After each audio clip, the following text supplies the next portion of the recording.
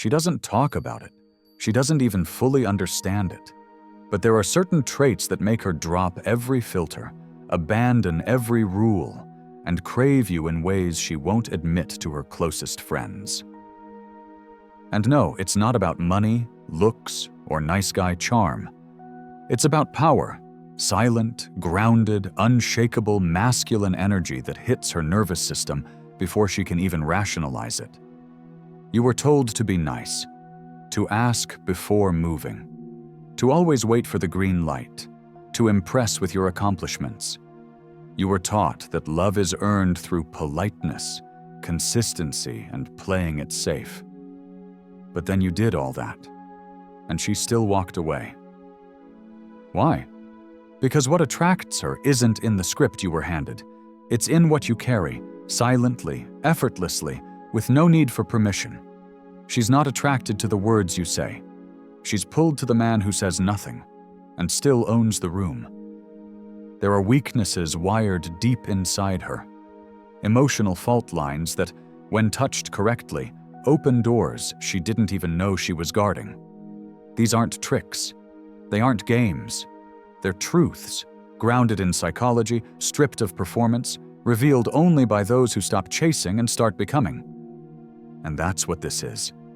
Not a list, a recalibration. Let's begin. Number 1. Direct eye contact without agenda. She knows when you want something. She feels it before your lips move, before you try to act relaxed, before you say anything clever. Because your eyes always tell the truth, and most people's eyes beg. Beg to be liked, beg to be validated, beg to not be rejected. But the ones who make her stop, not just pause but freeze inside, are the ones who look without asking for anything. That eye contact isn't about control. It's not about dominance. It's not a stare-down contest. It's presence, the kind of presence that holds space without flinching. Most people weaponize eye contact as a tactic. They hold it too long. They use it like pressure. That's not presence. That's insecurity wearing a mask. What she responds to isn't the length of the look. It's the lack of need behind it. When your eyes say, "I see you, but I'm not looking for anything from you," she drops her guard. Because now she's not being pursued. She's being witnessed. And that makes her curious. That makes her feel safe, exposed, and alive all at once. When you carry no agenda in your gaze, your eye contact doesn't pull her in. It makes her step forward. It doesn't challenge her. It invites her into an energy she's rarely felt, being seen without being evaluated. That's the switch. Most look to be noticed. The rare ones look like they've already noticed everything, and they're simply choosing what deserves more attention. That kind of eye contact flips a switch in her nervous system. It's not verbal, it's not logical, but it burns into memory. Because when someone looks at her like she's not a prize, not a puzzle, not a test, but a human worth seeing deeply without a single word of flattery, she's not just intrigued, she's exposed. And that's a weakness no words can manufacture. Number 2, silent confidence. You don't speak to impress. The ones who talk the most are often the ones least sure of themselves. They fill the air with words because silence makes them uncomfortable. They seek laughter, nods, validation, anything to prove they're enough. But she hears that noise for what it is, insecurity echoing through performance. Now contrast that with someone who speaks only when necessary, not out of fear, but because his presence already said what needed to be said. That's silent confidence, the kind of energy that doesn't seek attention, but holds it without effort. She hears you before you talk. She feels you before she understands why. Because the ones who don't speak to impress, they shift the atmosphere. Their calm forces everyone else to adjust. That's magnetic. It's not about being shy, it's about being settled, grounded. You speak when you want to, not when you're nervous. And when you do speak, it's never to win approval, it's to express clarity. And she feels that in her chest before your sentence even ends. Most try to lead the moment with stories. But when you're silent and still in your power, the moment starts to follow you. You don't need volume to be heard. You don't need cleverness to be felt. And you never, ever speak just to fill the gap. Because your power lives in the gaps, the pauses, the restraint, the awareness that you don't owe energy to every room you walk into. That's what makes her listen harder. Not because you're louder, but because everything inside her is trying to decode why you're not trying to impress her. She leans in, not because you pulled her, but because you didn't. That's silent confidence, and it doesn't just impress her, it undoes her. Number 3, focused mission. When you care more about purpose than people. She can feel when someone's orbiting her. She knows when a person's attention is pointed at her because they have nothing bigger to live for. And while she might enjoy the attention for a moment, it never lasts because deep down, she doesn't want to be the center of someone's world. She wants to be drawn into someone else's world. That's the difference. When your life has a mission, not just a goal, not just a job, but a mission, your energy changes. You move differently. You speak with purpose. You think in straight lines. You don't bend yourself for attention, and you're not available for distraction. That makes you powerful. And power is always attractive. She doesn't want to compete with your purpose. She wants to witness it, to orbit it, to see how deeply grounded your direction is, because that direction becomes the emotional compass she responds to. Most people walk around aimless, shifting moods with the wind, changing priorities with each conversation. But when you're on mission, you move like your spine is steel.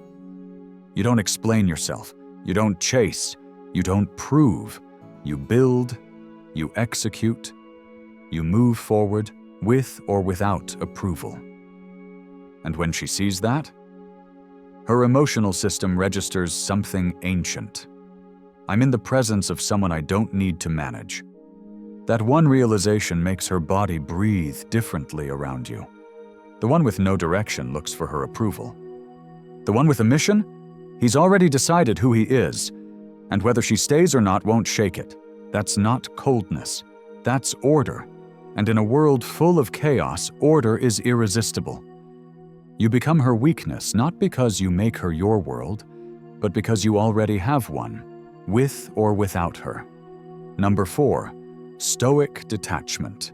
Your ability to feel but not flinch. There's a moment she'll test your emotional balance. Not consciously, but instinctively. She'll say something sharp, withdraw affection, or challenge your opinion. Not because she wants conflict, but because she wants confirmation. Is the person in front of her emotionally grounded, or are they just putting on a front? This is where most people fail. They react, they defend, they collapse into frustration, or they overcorrect into anger. But the one who feels everything and still doesn't flinch, that's the one she can't forget. Stoic detachment is not emotional numbness. It's not pretending you don't care. It's choosing not to be ruled by what you feel.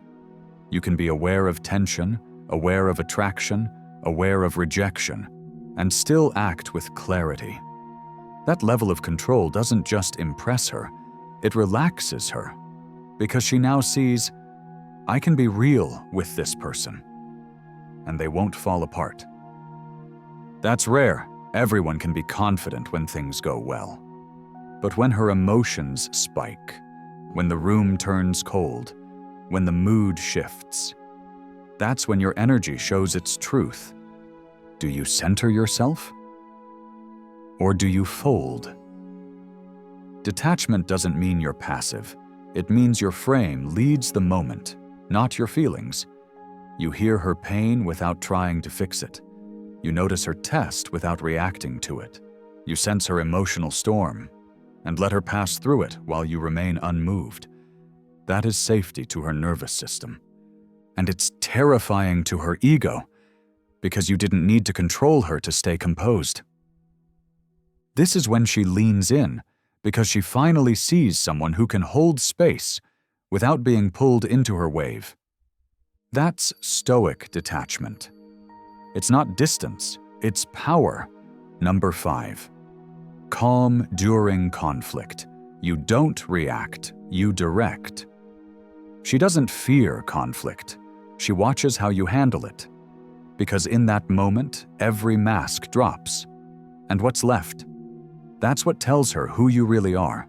Not when you're charming, not when she agrees with you, but when something feels off, when tension rises, when emotion fills the space. This is the moment that separates performers from leaders. Most people react. They take it personally. They raise their voice, or go cold, or over-explain, or try to win. But the rare ones, they stay centered. They don't react. They direct, with clarity, with intention, with control. And that's what creates safety. Not safety from disagreement, safety from instability. When you lead the moment calmly, she sees something deeper. You're not controlled by emotion. You control energy in the room. You feel tension and don't fear it. You let her speak without interrupting or collapsing. You say less, but every word lands like it was sharpened in silence. That's not Stoicism for show. That's masculine containment. And it flips something in her. Because now she knows, when life spins, you don't. She doesn't want someone who avoids conflict. She wants someone who commands it, not with force, but with stillness. It's in how you speak. It's in how you pause. It's in how you end a sentence and let it hang there without rushing to fill the silence. You're not trying to win. You're trying to lead without ego. And in doing that, you become the calm in her storm. She remembers that, not your clever words, your calm. Because in a world that panics, the one who doesn't becomes unforgettable. Number 6. Mystery without performance.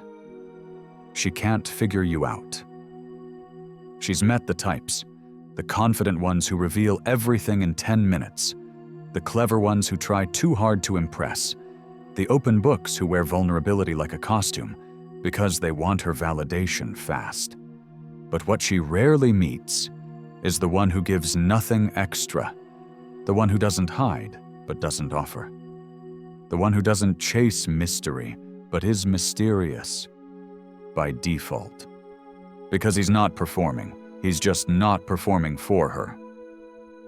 Mystery is not about being evasive. It's about being whole enough within yourself that you don't overshare to get closer. You let the moment unfold and let her earn each layer slowly. And this is where she gets pulled in. Because everything about her emotional wiring is wired toward discovering. And if you give her everything, she has nothing to chase, nothing to wonder about, no tension, no edge. But when she's in front of someone who doesn't push, doesn't oversell, doesn't validate or dramatize, she starts watching closer.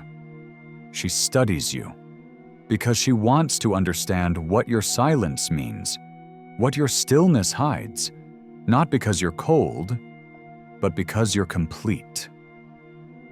And that completeness, it's what creates the magnetic pull she can't name. She won't say it out loud, but it's the way she starts initiating conversation, the way she lingers near you, the way she asks more questions, only to get less, and still, she stays.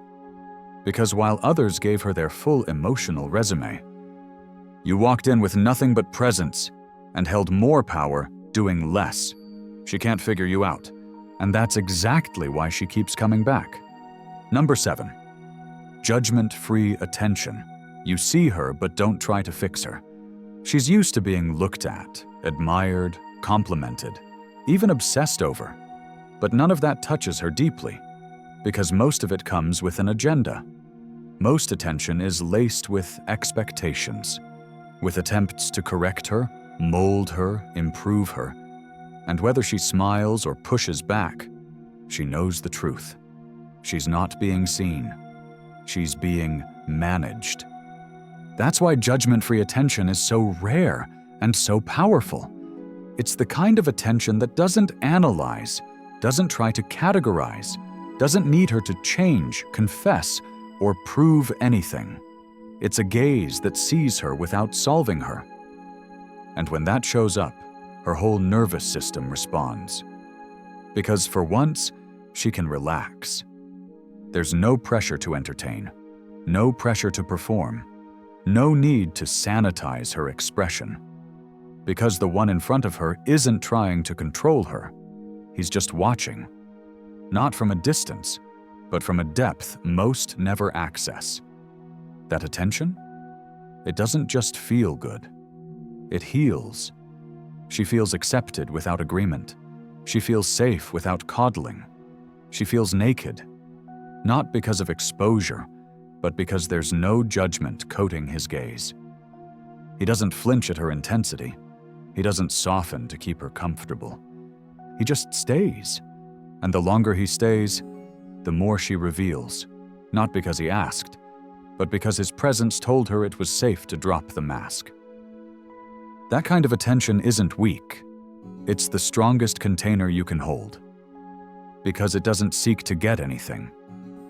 It simply allows everything to be there. And once she feels that, she doesn't want to leave.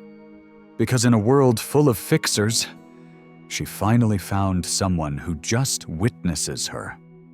Number 8, risk over comfort. You take bold actions and show no fear of loss. The ones who live for safety never create attraction. They might create routine, they might create politeness, but they never create fire. Because fire doesn't come from being careful, it comes from risk. She doesn't want recklessness. She doesn't want chaos, but she craves boldness. And she knows the difference. Boldness says what others won't, moves when others freeze, leads without waiting for consensus. And most of all, it walks away when things feel fake. You can't fake boldness. You can't simulate power without risk. It's not in how loud you are. It's in how willing you are to lose comfort to stay in truth. That's what she watches. She watches how you make decisions, how you handle silence. Whether you ask questions out of fear or out of strength, whether your actions scream, "Please don't leave me," or whisper, "You're welcome to stay." But I'll be fine either way. Most never get there. They want connection, but only if it guarantees safety. They avoid tension. They step back instead of forward. They talk themselves out of the very instinct that would have shifted everything. But the rare ones, they lean in. They risk rejection. They act on energy, not permission, and when she feels that, when she senses someone who isn't trying to be safe, but is safe within themselves, her body reacts before her mind has time to argue. She may say he's intense. She may tell herself she's not ready. But her eyes, her breath, her presence, they all say the same thing. I want what he carries. Because risk is not recklessness. It's the refusal to live according to fear, and that refusal? It's what makes you unforgettable. Number 9, saying no without explanation. Boundaries without guilt. You don't earn respect by pleasing people. You earn it by having a line, and never stepping over it for approval. Especially when it comes to your energy, your time, and your standards. She doesn't need you to agree with everything. She needs to feel that you stand for something. And nothing makes that more clear than your ability to say no without flinching, defending, or explaining. Most people struggle here. They say no, then apologize. Say no, then backpedal. Say no and fill the silence with justifications, hoping not to offend. but the ones who are truly grounded. They say it with peace, with finality, with no hidden tone of resentment or fear. That's rare, and it's magnetic. Because when you can say no and not feel the need to soften it, you demonstrate something she rarely sees: emotional strength without hostility. It's not about being cold, it's about being clear. Your no doesn't mean you don't care. It means you care enough about your own clarity to protect it. That kind of boundary doesn't push her away, it draws her in. Because now she knows. If you protect your energy like that, it means you're not giving it away to just anyone. It means she has to earn her way into your life, not charm her way past your walls. And that challenge, it doesn't offend her, it excites her, because deep down, she doesn't want to be with someone she can control. She wants someone she can trust to protect himself, even from her. When you say no with that kind of presence, you stop being an option. You become a standard. And standards don't explain themselves. They simply exist.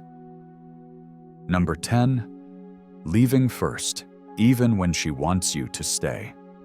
Everyone wants to be the one who gets chosen, the one who stays longer, the one who's asked to stay. But what makes someone unforgettable is when they leave first, not in anger, not in manipulation, but in clarity.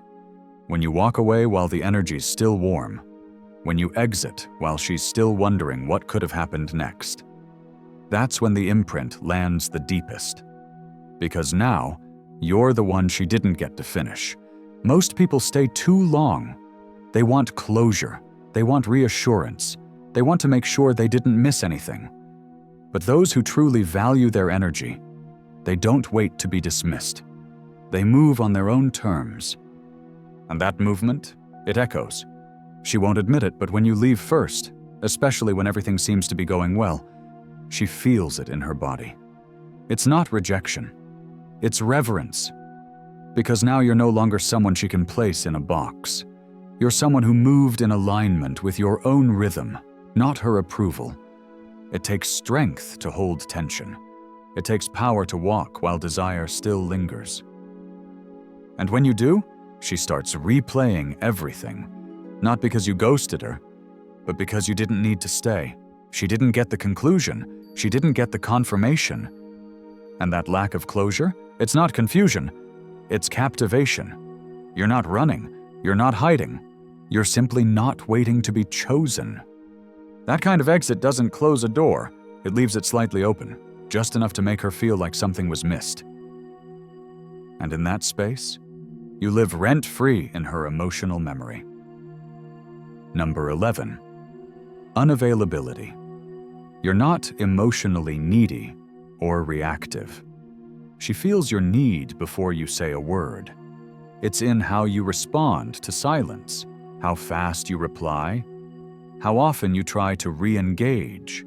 It's not in your actions, it's in your energy. And when that energy says, "I need something from you," she closes. She doesn't always know why, but her body knows it can't trust you. Now contrast that with the energy of someone who is unavailable. Not emotionally shut down, not distant, but complete within themselves. Their attention isn't scattered. Their emotions aren't seeking validation. Their presence doesn't beg to be felt. They don't text first because they're building. They don't chase replies because they're occupied. They don't crumble in silence because their life is already full. That kind of unavailability makes her lean in. It flips her instincts. She starts wondering where your attention is. What has your focus? What makes you so whole that she has to work to be part of your reality? It's not a game, it's a standard, and it changes everything. When you're emotionally unavailable, not as a tactic, but as a truth, you become the rare one. Because everyone else is still trying to be liked, to be chosen, to be seen. And you? You're already in motion. You're not withholding. You're just not leaking energy into people who haven't earned access. And she feels it. It's not cold. It's pure power. and in a world full of performers. That kind of inner detachment is her deepest weakness. It was never about saying the perfect words. It was never about chasing. It was never about performing. It was about becoming the person whose presence she feels before you even speak. Each of these weaknesses, they're not manipulations. They're not tricks. They're reflections of something deeper, the kind of internal clarity and self-command that cannot be faked. And when you carry that in your body, in your voice, in the way you move, you don't chase her. You move differently. And she responds before she understands why. Because attraction is not logical. It's emotional. It's biological.